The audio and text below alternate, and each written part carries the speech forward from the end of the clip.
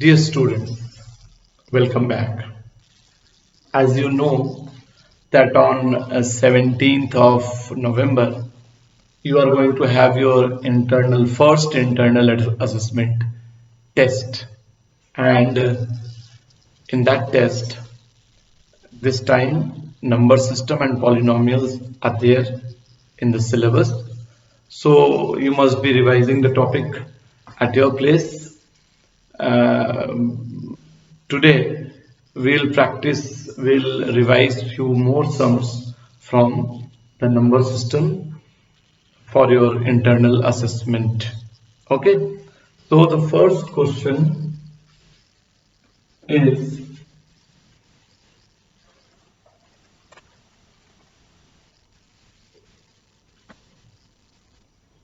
write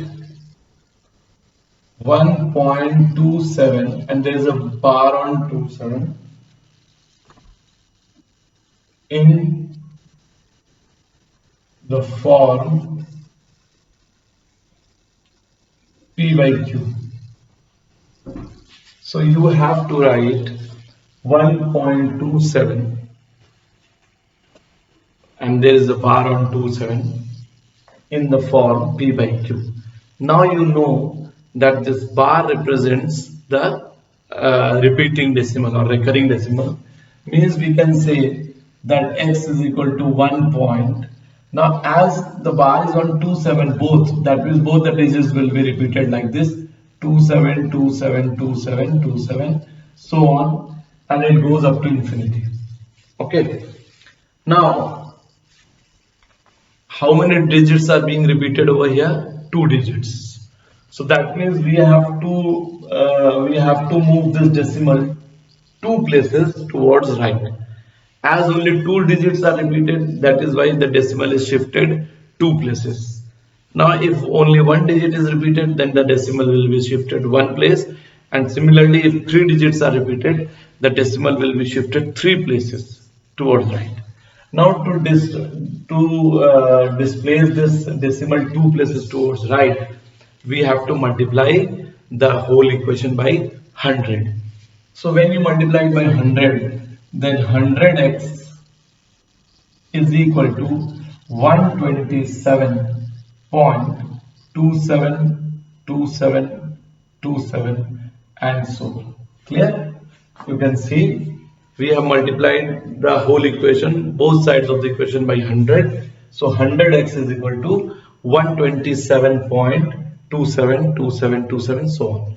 Now below it you write down x is equal to 1.272727 so on, and now you subtract. Now when you subtract, 100x minus x is 99x, and the entire thing after the decimal will be subtracted. 127 minus 1 will be 126. So x is equal to 126 upon 99. First you cancel it by 3.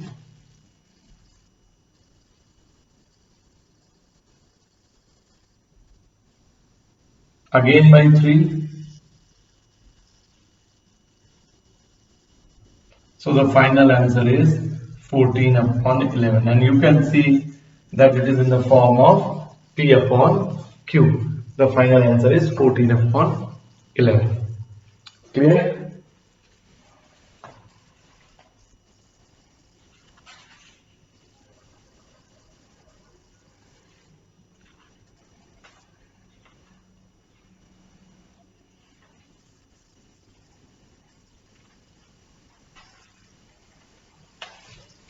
The next question, we can use the remaining half of the board for the next question.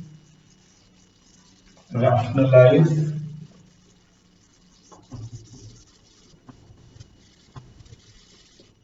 the denominator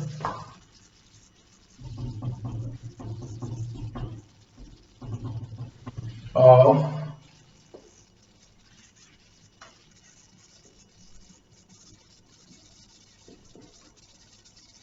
1 upon 7 plus 3 root 2. 1 upon 7 plus 3 root 2. Now, first of all, rationalizing factor.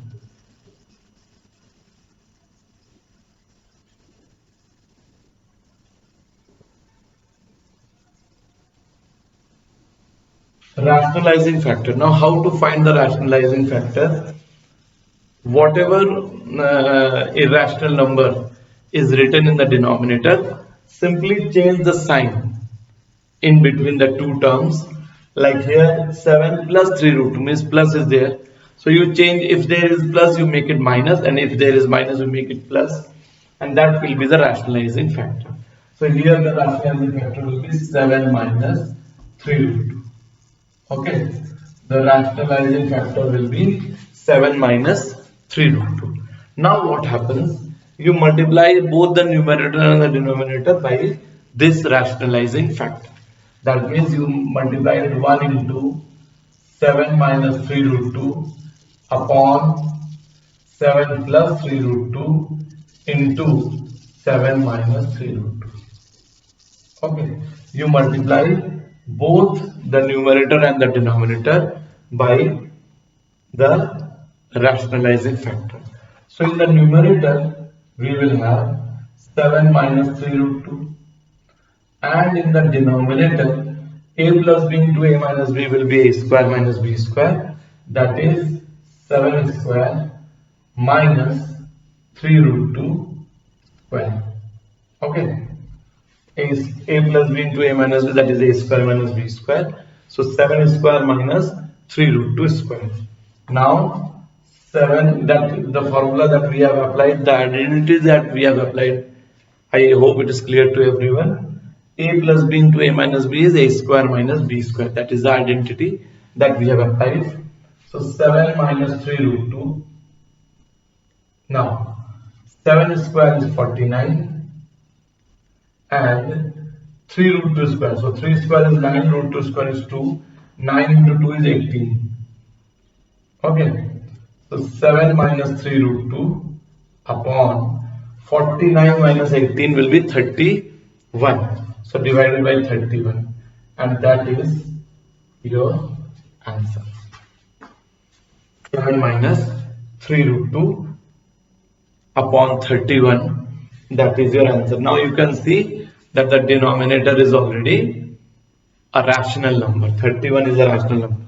Clear? Now the next question.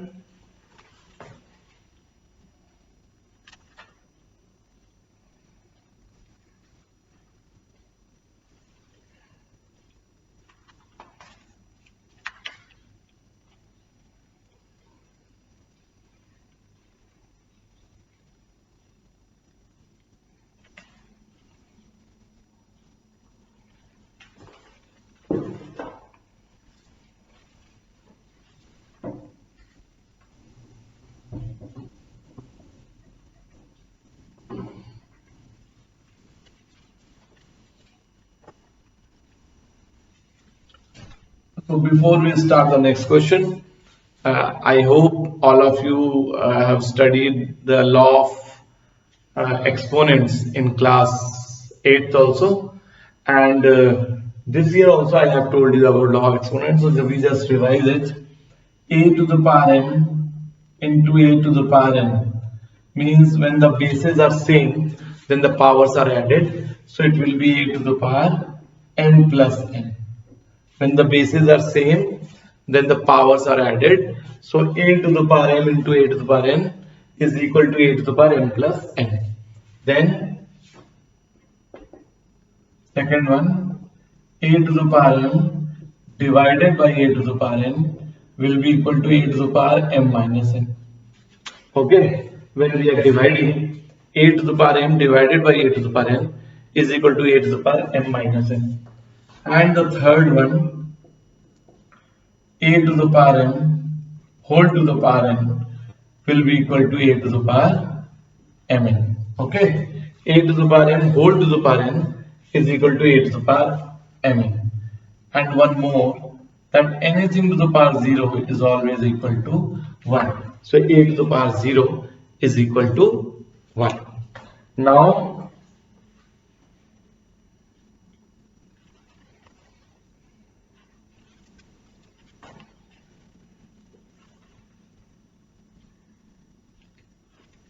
There is a question, and the question is,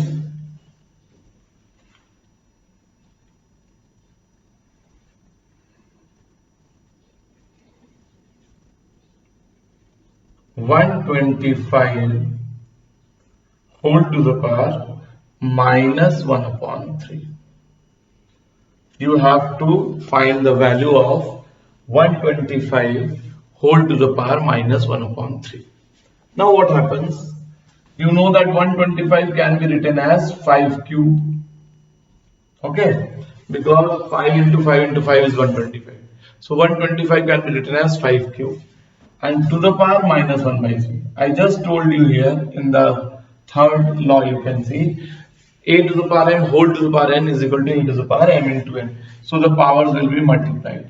So 5 to the power 3 into minus 1 upon 3. 3 gets cancelled.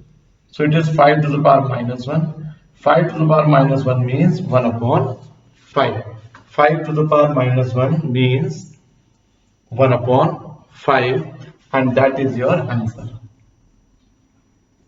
That is the answer. Clear?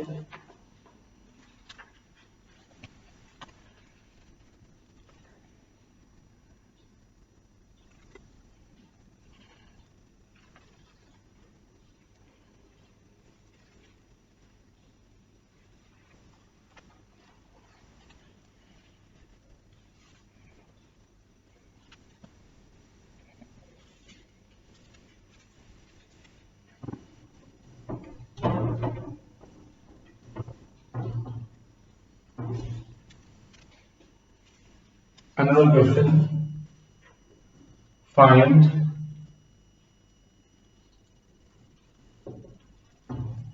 the zero of the polynomial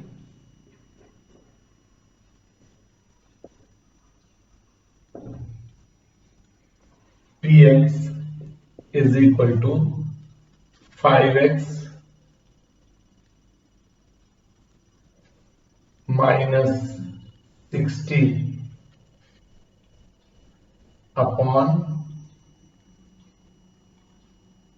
23. You have to find the zero of the polynomial 5x minus 60 upon 23. Now you know that to find the zero of any polynomial, you equate the polynomial with 0, and then whatever value of x you get, that is the zero of that polynomial. So here 5x minus 60 upon 23, put it equal to 0. Okay, when you cross multiply 0 into 23 will be 0 only. So 5x minus 60 is equal to 0. So 5x is equal to 60. So x will be equal to 60 upon 5, 12. Okay, so you can see there is only one zero in this polynomial, and that is 12. The answer is 12. Now always remember, if the polynomial is a linear polynomial, then there will be only one zero. If the polynomial is a quadratic polynomial, then there will be two zeros. If the polynomial has a degree of 3, then there will be 3 zeros. So one more example.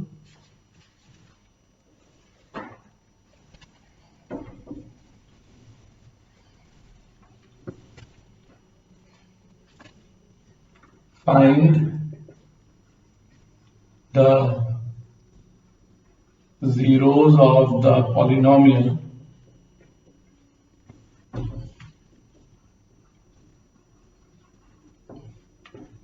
px is equal to x square minus 5x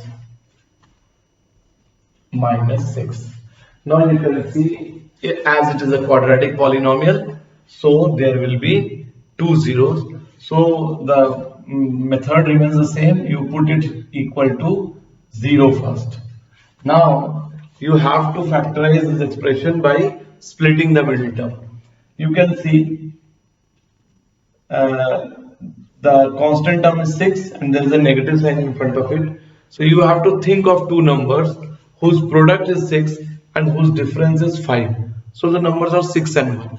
So x square minus, in place of 5 write down 6 minus 1, minus 6 is equal to 0. The remaining thing as it is. Now open the bracket. X square minus 6x plus x minus 6 is equal to 0. Now from the first two terms you take x common. From the next two terms you don't have to take anything common, it is already x minus 6. Now same things in the two brackets, so you take x minus 6 common. So in the other bracket you will have x plus 1. Okay, now put x minus 6 is equal to 0, then x is equal to 6. Put x plus 1 is equal to 0, so x is equal to minus 1. So the zeros are 6 and minus 1, and that is your answer. So you can see here you have got two zeros, x and minus 1. Okay, so revise well for your internal assessment test. So in the next class we'll start a new topic. Thank you.